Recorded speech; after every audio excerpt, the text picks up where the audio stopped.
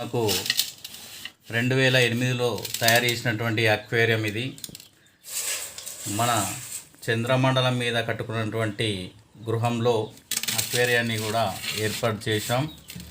అయితే మాతో పాటు 2008లో తయారు చేసినటువంటి అక్వేరియాన్ని తీసుకొచ్చి ఇందులో వేసి ఈ ఇసుకను సముద్ర గర్భంలో నుంచి తీసుకొచ్చినాం. మనకు నీట్గా ఉన్నటువంటి బోర్ వాటర్ అయినా సరే, నల్ల నీరైనా సరే, ఏవైనా సరే తీసుకొని ఫ్రెష్గా ఉన్నటువంటి ఇసుకలో ఇట్లా నార్మల్గా పోస్తూ ఉండండి ఫ్రెండ్స్. ఇది ఏమో వాటర్ని ప్యూరిఫై చేస్తుంది, ఇందులో నుంచి ఆక్సిజన్ అనేటువంటిది ఉత్పత్తి అవుతుంది. సో ఇది నీళ్ళలోనే ఉండాలి.